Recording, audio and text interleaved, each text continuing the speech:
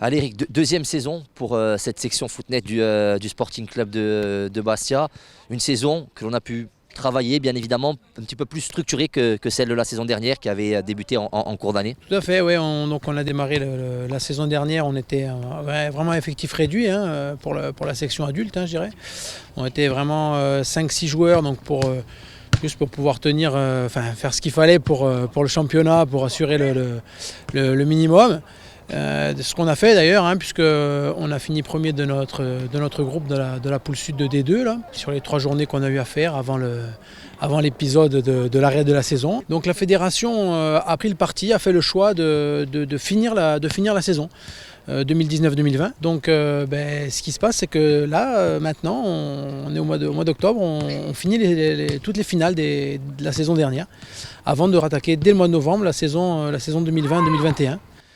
Justement, cette fin de saison elle est importante pour la section du Sporting, puisqu'il y aura des playoffs qui seront joués le 17 octobre. Qu'est-ce qui va se passer très exactement? On réunit les 6 meilleures équipes de D2, les 3 meilleures de la poule du Sud et les 3 meilleures de la poule du Nord, et sur une journée. Et ils s'affrontent. Donc il y a 2 poules de 3 avec Conches en Ouche, les Red Bull de Conches, ce qui nous accueille, et Créteil. Donc on rencontre ces 2 équipes. Les 2 premières équipes qui sortent de la poule après vont en demi-finale, se croisent en fait. Le premier de notre poule jouera le deuxième de la poule d'en face. Et donc sur ces 4 équipes, les 3 premières intègrent la D1, j'allais dire la saison prochaine, le mois prochain. C'est l'objectif déjà à atteindre. Oui, je pense qu'en plus c'est vraiment un objectif qui est à notre portée, vu le groupe de qualité qu'on a. Déjà le groupe qu'on avait la saison dernière, mais là en plus il s'est un petit peu étoffé en quantité, je dirais nettement, parce qu'on est cette saison 15 licenciés. Donc vraiment je suis vraiment très satisfait qu'enfin des joueurs de footnet de la région bastiaise qui jouaient régulièrement depuis des années, moi je le savais, mais je dis à un moment donné ils vont quand même se dire on peut jouer au footnet un peu plus souvent, un peu plus régulièrement. Ça y est, j'ai l'impression qu'ils se sont dit que peut-être parce qu'on est aussi au Sporting et que voilà, ça, l'image de marque du club peut-être fait que les gens se sont dit on va s'y mettre un peu plus sérieusement. Donc du coup on a récupéré pas mal de gars et vraiment de bons joueurs avec un bon potentiel. Donc la base ce sera vraiment le noyau de la saison dernière qui a engrangé pas mal d'expérience déjà, et peut-être avec 1 ou 2 joueurs qui viendront compléter pour que déjà eux se fassent un petit peu d'expérience, voient un peu ce que c'est déjà le haut niveau en footnet. Mais je pense qu'on a de bonnes chances de monter, mais je pense qu'une fois qu'on sera sûr d'être dans les 4, dans les 3 qui vont monter, on va jouer le titre à fond, parce que je pense que c'est le titre qui nous intéresse aussi.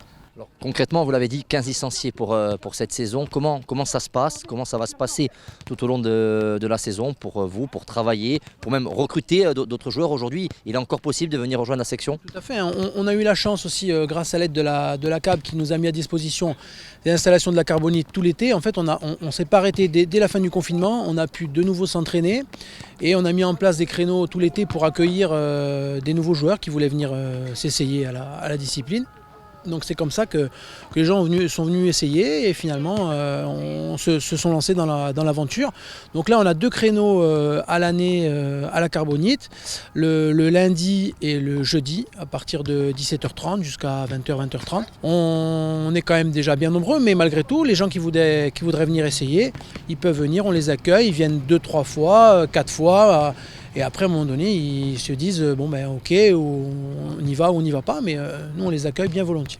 Alors cette section footnet fait bien évidemment partie de l'académie Sporting Club de Bastia, sous l'égide d'Olivier Meurillon. Est-ce que ça veut dire qu'aujourd'hui, il y a une passerelle aussi avec les équipes de jeunes et vous dans cette section? Tout à fait. Moi, je veux dire, quand j'ai été voir les dirigeants du Sporting, c'était vraiment mon objectif premier, c'était de sensibiliser les plus jeunes, les jeunes catégories. C'était, à la limite, je dirais que de refaire quelque chose au niveau senior, c'était pas mon objectif premier, parce que je savais que j'allais partir avec des anciens. Moi, je voulais vraiment pour faire une base avec vraiment des jeunes. Donc là, on a un créneau, on avait déjà initié l'année dernière, bon ça s'est stoppé aussi.